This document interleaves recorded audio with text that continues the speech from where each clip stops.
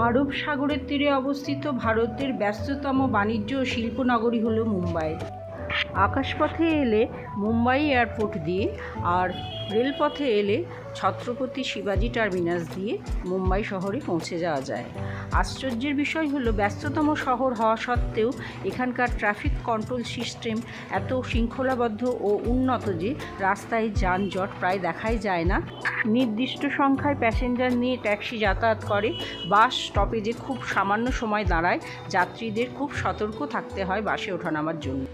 সারা মুম্বাই শহর জুড়ে রয়েছে বিভিন্ন লাক্সারি হোটেলের ছড়াছড়ি, কিন্তু এগুলি সব মধ্যবিত্তের আয়ত্তের বাইরেই। মধ্যবিত্তের আয়ত্তের মধ্যে থাকার হোটেলগুলি রয়েছে ছত্রপতি শিবাজি টার্মিনাসের আশেপাশেই। বাজেট হোটেলের সন্ধানে অনেকে প্রপার মুম্বাই স্টেশন থেকে একটা স্টেশন এদিক ওদিক শহরতলিতেও থাকতে পছন্দ করে। মুম্বাই ভ্রমণের প্রথম দিন একটি সিটি প্যাকেজ ট্যুর নিয়ে বেরিয়ে নেওয়া যায় Jahangir art gallery, Chowpatty beach, Marine Drive, Tarapore aquarium, Siddhivinayak ও জুহু বিচ এবং আরও কিছু ছোটোখাটো জায়গা।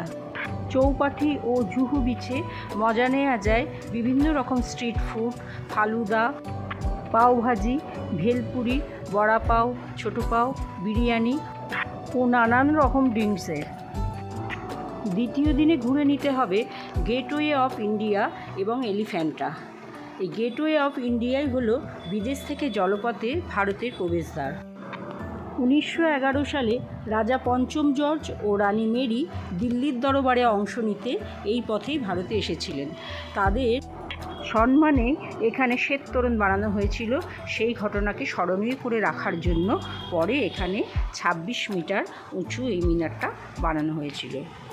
বিপরীতেই রয়েছে টাটা গ্রুপের নির্মিত তাজ কন্টিনেন্টাল। 1948-এ শেষ ব্রিটিশ ফৌজ এই পথেই ভারত ছেড়েছিল। গেটওয়ে অফ ইন্ডিয়া থেকে আরব সাগর ও মুম্বাই হারবারের দৃশ্য অতি মনোরম। সকাল ও সন্ধ্যায় রক্তিমাভ সোনালি রং ধরে গেটওয়ে অফ ইন্ডিয়ায়। বেলা যত বাড়তে থাকে, সূর্য ওঠে মাথার ওপর, এই গেটের রং কিন্তু পরিবর্তন হয়, সাদাটে হয়ে যায় অনেকটাই। নানা ভাষা, নানা মত, নানা পরিধানের মিলন ঘটেছে এই গেটওয়ে অফ ইন্ডিয়ায়। কিছুক্ষণের অবস্থানে সময় যে কোথা দিয়ে হারিয়ে যায় বোঝা যায় না। সব সময় একটা কোলাহল মুখর উৎসবময় পরিবেশ। 2003-এর আগস্টেই এই উৎসব মুখর পরিবেশ ক্ষণিকের জন্য থমকে গিয়েছিল আমাদের স্মৃতিপটে। দগদগে ঘায়ের মতো সেদিনের সেই জঙ্গিহানা এখনও জেগে রয়েছে। দূর থেকে দেখে নেওয়া যায় আরব সাগরে রয়েছে তেল তোলার জাহাজ, বসেছে তৈল শোধনাগার।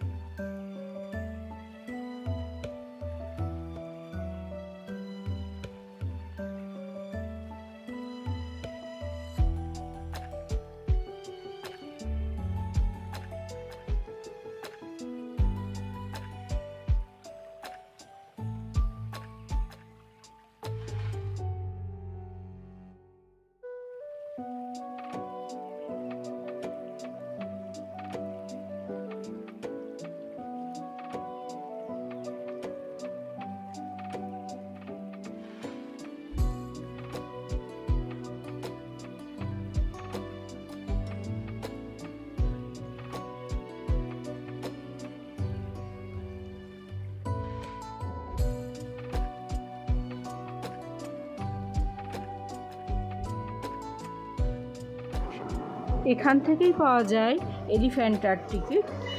1 ঘন্টার জলপথে জার্নি করে আরব সাগরের ছোট্ট সবুজ দ্বীপ এলিফ্যান্টায় পৌঁছে যাওয়া যায়।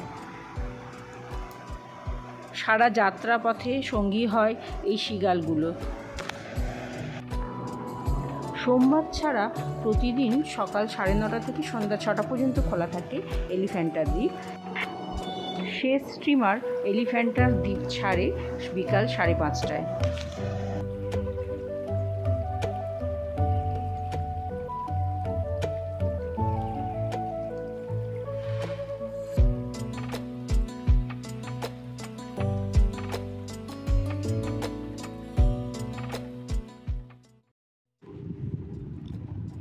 অত্যুৎসাহীদের উচিত হবে এক্সট্রা আরেকটা দিন হাতে নিয়ে জুহু বিচে সময় কাটিয়ে আসা।